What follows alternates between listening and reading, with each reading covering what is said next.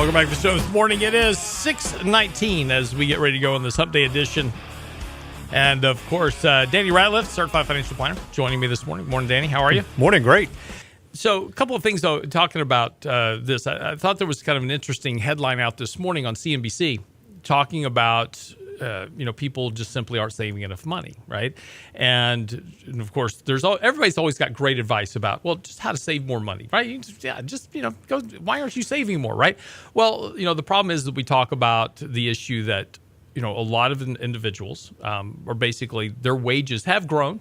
There has been some wage growth, but it hasn't really kept up with the real cost of living over time. Correct. And so despite the fact that they're getting, small wage increases and, tax cuts gave them a little bit, a couple extra dollars in their paycheck last year, but it gets absorbed by higher cost of living.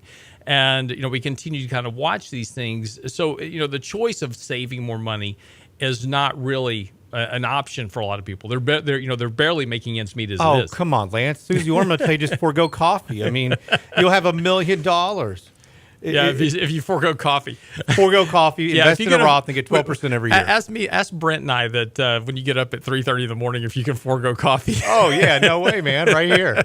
Absolutely not. That's manslaughter waiting to happen. Yeah. Well, that's one of those things you get in front of the judge.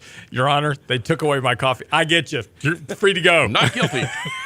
When you talk about inflation, and we have seen wage growth. Now we're seeing numbers. I read a study that showed that the average, or somebody who's 65 now, you're paying $3 for a gallon of milk. They're going to see $6 gallon of milk in their lifetime. Yeah. And you go back, it's like at Cracker Barrel. You've ever seen those little? Oh yeah. You go back in time to 1960 something. I've bought all those books. Yeah. For like every year because they're fascinating. And like you go back to like 1920, and a dozen eggs was a nickel. And if you asked my dad, who was born in 1936, he could go see a movie. He could go see a double feature, get a hot dog, popcorn, and a drink for a nickel. It's amazing. Everything back in 1930s, 40s was a nickel. Apparently, according to my father anyway, everything was a nickel. Buy a new car, it was a nickel. Yeah. Well, if he had a nickel for every time I just left the door open, he would be a millionaire. Well, one of the other things that we talk about in these workshops is the cost of health care. Yeah. And this is something that's shocking to most people. Fidelity came out with a new study showing the 2019 study shows that the average couple who's 65 is going to spend $285,000 in medical expenses. This is not long-term care. Right. This is over and above Medicare, Medicaid, and what the government's going to pay for you. This is another $285,000 that you're going to wind up out of pocket. So they're going to spend this on the original Medicare, so not Medicare Advantage. They're going to spend. It's going to include their premiums for Part B, doctor coverage, premiums for Part D, your prescription drug coverage. Also going to be your deductibles, cost sharing requirements for drugs, those types of things. But it doesn't cover dental. Right. Doesn't cover vision. So you're going to have a lot of other things that are going to be out of pocket. So we're going to have a lot of, what you're saying is we'll have a lot of baby boomers that'll be blind with no teeth. Yeah. Right. It's incredible. Well, I used to be able to buy healthcare for a nickel. Yeah, exactly. Well, to paint even a little bit broader picture, and not to scare everybody half to death here at 6:30 in the morning on Wednesday, but this doesn't cover long-term care coverage. And if we look at the numbers, Genworth's new study shows that just for home health care, homemaker services are going to be $4,000 every month. If you want nursing home care, nickel, that's $7,400.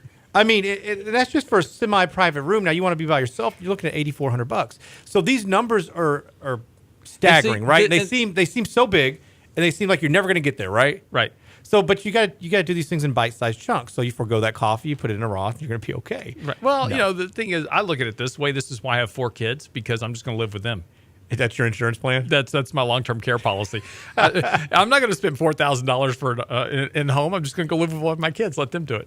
I figure after 18 years they owe me. Every 3 months, switch kids. Exactly. Yeah. It's about having numbers. They'll probably be switching them around every month or two, anyways. Hey, you take Dad. Exactly.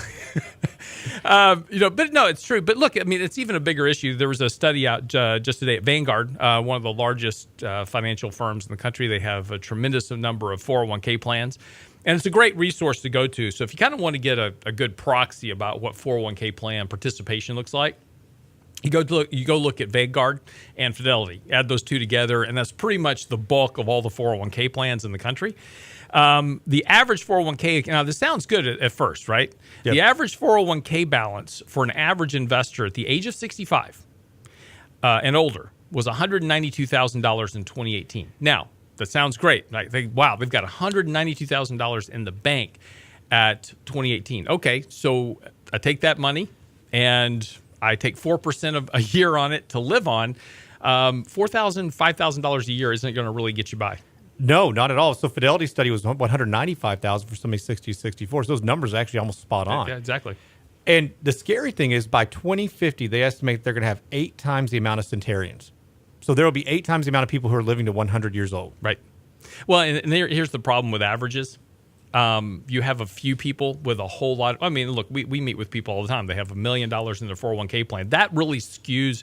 That's a very few number of people that have very, very large balances in their 401k plan. So when you talk about 192 or 195,000 on average, that's very skewed by the small percentage of people at the top that have 500, a million or more in their 401k plan. But once you strip those guys out, get to the median, it's $58,000. In other words, the majority of Americans have less than 1 year's salary in the bank.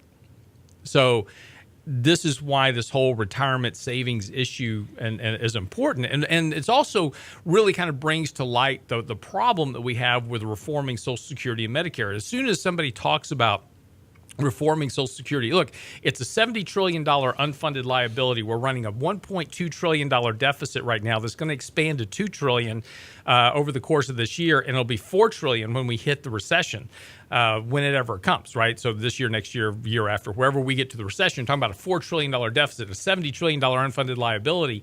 And this is why, though, as soon as you start talking about reforming Social Security, raising the minimum retirement age, reducing payout structures, et cetera, everybody throws a hissy because the average American has about 1 year's salary in the bank. Their whole retirement is Social Security.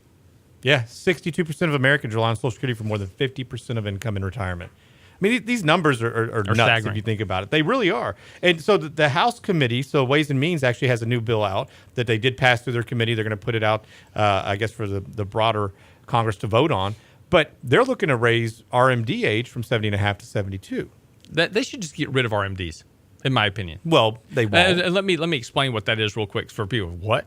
Okay, so if you have an IRA or a 401k plan, which you can tap into after the age of 59 and a half because you're theoretically heading for retirement, if you don't touch it, it's great. It continues to grow.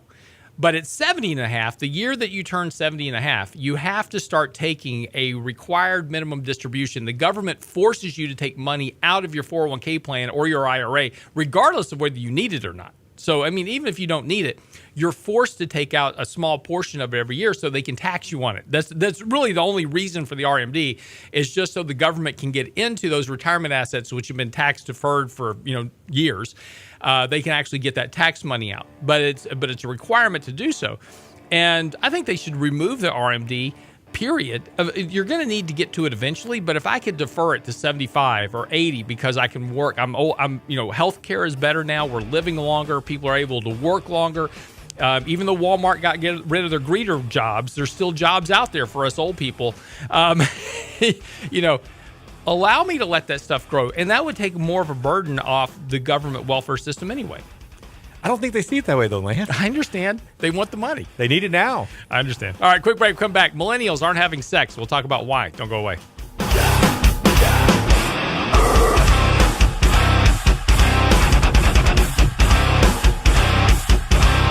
Get daily investment news you can use, delivered at the speed of the internet. Sign up for Lance's newsletter now at lancerobertshow.com.